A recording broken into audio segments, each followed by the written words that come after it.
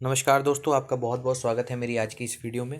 जैसा कि मैंने आपको एसएससी के एग्ज़ाम कैलेंडर के अंदर बता दिया था कि आपके फॉर्म निकलने वाले हैं सीजीएल के, और एसएससी भाई बिल्कुल जोश में आ गई है। और उसने जो डेट बताई थी, शेड्यूल किया था, उसी के अकॉर्डिंग 23 तारीख को इसने फॉर्म चालू भी कर दिए हैं। ठीक है, तो जो लास्ट डेट है फॉर्म की वो आपकी 25 जनवरी है। ठीक है, ये रही 25 जनवरी, और 26 तारीख तक आप ऑफलाइन चालान जनरेट कर। इन्होंने एग्ज़ाम की डेट भी अप्रैल 2022 पूरी तरीके से शो कर दी है, तो ये मान के चलो भाई ये लेंगे अप्रैल में एग्ज़ाम इस बार। ये कुछ डिपार्टमेंट्स हैं, वैसे इसमें सारे बड़े बड़े डिपार्टमेंट हैं और बड़ी बड़ी बड़ी पोस्ट हैं। किसी के अंदर 18 से 30 साल उम्र है, और कईयों की 20 से 30 है, और कुछ की आपकी है 18 से 27।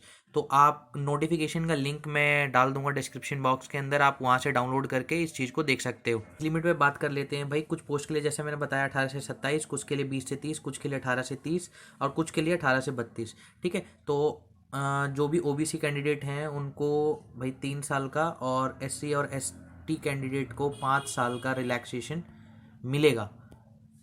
सेंट्रल लेवल ओबीसी चलेगा आपका, गवर्नमेंट ऑफ इंडिया वाला। ठीक है, ये देखो रिलैक्सेशन की बात करें तो ये रहा रिलैक्सेशन भी, जैसा कि इसमें दे रखा है ये सारा रिलैक्सेशन आपको। अगर आप एससी से बिलोंग करते तो 5 साल, ओबीसी से 3 साल, पीडब्ल्यूडी अगर अनरिजर्व्ड है तो 10 साल, ओबीसी है तो 13 साल। तो ऐसे करके आपको रिलैक्सेशन मिलेगा। अब हम एसेंशियल क्वालिफिकेशन पे बात कर लेते हैं। तो कुछ पोस्ट के लिए इन्होंने स्पेसिफिक कर दिया कि भाई हमें यही चाहिए क्वालिफिकेशन, लेकिन जो मेनली पोस्ट हैं वो सारी ग्रेजुएशन बेस पे हैं। तो मैं बता देता हूँ कौन कौन सी ऐसी पोस्ट हैं जिनके अंदर स्पेशल क्वालिफिकेशन मांगी गई है। जैसे कि आपका असिस्टेंट ऑडिट ऑफिसर है, इसके अंदर बैचलर डिग्री मांगी है, और डिज़ायरेबल में ये सारी चीज़ें मांग रखी हैं। अगर लेकिन मेनली आप ये देखोगे इसके अंदर है या नहीं है। ठीक है, अगर आपकी बैचलर डिग्री है तो आप इस फॉर्म को भर सकते हो। जूनियर स्टैटिस्टिकल ऑफिसर में बात कर लें तो इसके अंदर भी उन्होंने बैचलर डिग्री मांगी है with 60% of marks in mathematics eight 12 standard जो है मैथ के अंदर, तो वो इसे भर सकते हैं। या फिर बैचलर डिग्री होनी चाहिए उसके अंदर statistic as a one of subject degree level पे होना चाहिए।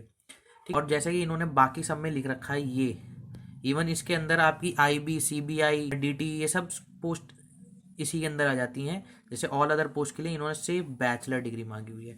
तो बहुत वैकेंसीज निकली हैं बैचलर डिग्री के ऊपर। वैकेंसीज अभी आउट नहीं हुई हैं, जैसे ही वैकेंसीज आउट हो जाती हैं मैं वैसे ही आपको बताऊंगा। अब हम स्कीम ऑफ एग्जामिनेशन पे बात कर लेते हैं। तो इसके अंदर सबसे पहले भी है टीयर 1 होगा आपका। टीयर 1 के अंदर आपका कंप्यूटर बेस्ड टेस्ट होगा, वही 100 क्वेश्चन आएंगे आपके, 2 मार्क्स का एक। फिर टीयर 2 होगा, ये 3 होगा, और टीयर 4 सबका नहीं होगा भाई, किसी किसी पोस्ट के अंदर एप्लीकेबल है, किसी किसी पोस्ट में एप्लीकेबल नहीं है। सिलेबस के अंदर क्या क्या आएगा, तो फर्स्ट ऑफ ऑल भाई रीजनिंग आएगी 25 मार्क्स की, अवेयरनेस आएगा, क्वांटिटिव एप्टीट्यूड आएगा, इंग्लिश कंप्रहेंशन आएगी।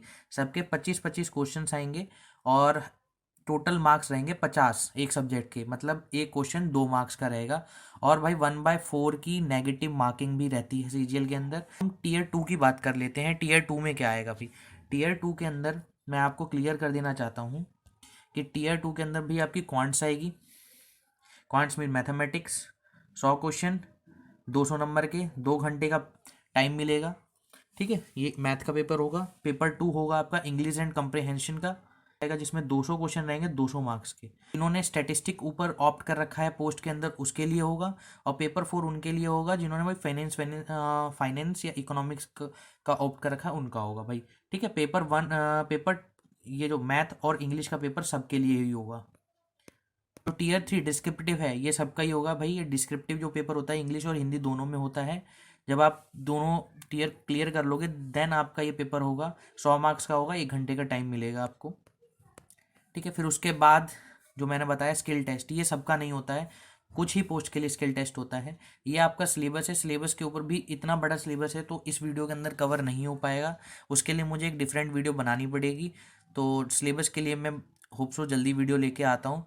और सिलेबस के बाद सिलेबस देखो, ग्रेजुएशन लेवल की जॉब है भाई, ग्रेड पे भी अच्छा है, तो भी आपको पढ़ना थोड़ा सा ज़्यादा पड़ेगा।